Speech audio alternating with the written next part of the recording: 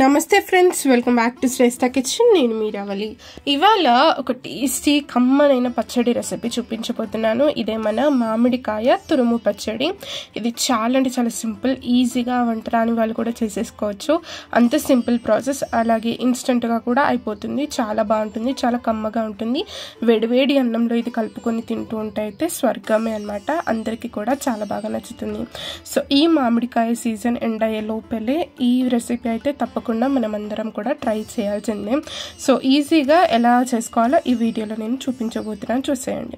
So నేను ఇక్కడ ఒక 6 మామిడికాయలను అయితే తీసేసుకున్నాను. మనకు పచ్చడి చేసుకున్న మామిడికాయలు ఉంటాయి కదా, అవే నేను ఇక్కడ తీసుకున్నాను. ఇలా ఒకసారి మంచిగా వాటర్లో ఒకసారి బాగా శుభ్రంగా కడుక్కున్నాక వీటిని మనము ఇలా పీలర్ సహాయంతో లేదా నైఫ్తో అయినా ఇలా పొట్టు అంతా కూడా పీల్ చేసేసుకోవాలి. ఇలా ఇదంతా కూడా తొక్కవలుచుకున్నాక మనము గ్రేటర్ సహాయంతో ఇది మంచిగా సన్నగా మనము తురుముకొని తీసుకోవాలి. సన్నగా లేదా పెద్దగా ఉంటుంది కదా, ఆ పెద్ద దాంతోనైనా కూడా తురుముకొని తీసుకోవచ్చు. మంచిగా ఇది మనకు రెడీ అయిపోతుంది చాలా ఈజీగా ఇలా తురుముకుంటే. లేకపోతే మీరు కావాలంటే చిన్న చిన్న ముక్కల్లాగా అయినా కూడా కట్ చేసుకొని ఈ రెసిపీ చేసుకోవచ్చు. నేనైతే ఇక్కడ మంచిగా ఇలా తురుమేసుకున్నాను. దీన్ని మనం సైడ్లో పెట్టేసుకొని పోపు వేసేసుకుందాం పచ్చడి కోసం. నేను ఇక్కడ స్టవ్ వెలిగించుకొని ఒక ప్యాన్లో ఆయిల్ వేసుకుంటున్నాను. మనకు పచ్చడికి సరిపడా ఆయిల్ మనం తీసుకునేది ఉంటుంది. ఇలా ఆయిల్ వేడయ్యాక ఇందులోకి కొంచెం ఆవాలు జీలకర్ర వేసుకోవాలి. ఆవాలు జీలకర్ర కాస్త చిట్టుపట్లాడాక ఇందులోకి ఇంగువ పొడి కూడా వేస్తున్నాను. ఇంగువ వేయడం వల్ల ఆ ఫ్లేవర్ అనేది చాలా బాగుంటుంది. అలాగే నేను ఇక్కడ ఒక 10 నుండి 12 వెల్లుల్లి రెబ్బలను ఇలా మంచిగా దంచుకొని తీసుకుంటాను. ఇలా దంచుకోవడం వల్ల ఫ్లేవర్ అనేది చాలా బాగుంటుంది పచ్చడిలోకి. ఇలా వెల్లుల్లి రెబ్బలు కూడా వేసేసుకుందాము.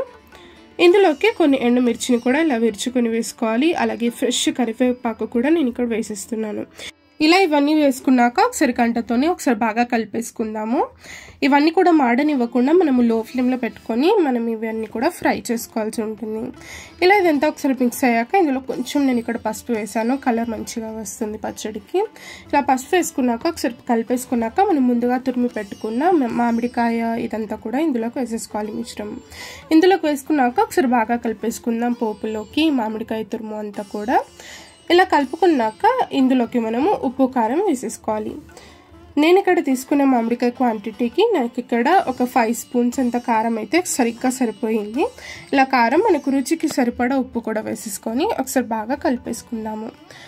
ఈ ఉప్పు కారం అంతా కూడా మామిడికాయ తురుముకి అలాగే పోపులో అంతా కూడా చక్కగా మిక్స్ అయ్యేంత వరకు బాగా కలిపేసుకొని ఒక 2 నిమిషాలు సన్న మంట మీద దీన్ని మనము కొంచెం సేపు మగ్గించుకుంటే సరిపోతుంది. చాలా అంటే చాలా టేస్టీ కమ్మనైన మామిడికాయ తురుము పచ్చడి అయితే రెడీ అయిపోతుంది. ఇలా ఒక బౌల్లోకి లేదా జాడీలోకి ఎత్తు పెట్టేసుకొని ఇలా మనం సర్వ్ చేసేసుకుంటే చాలా అంటే చాలా టేస్టీగా కమ్మగా మనకు ఇష్టం వచ్చినప్పుడు ఇలా ఇన్స్టెంట్గా చేసేసుకొని తినేసేయచ్చు.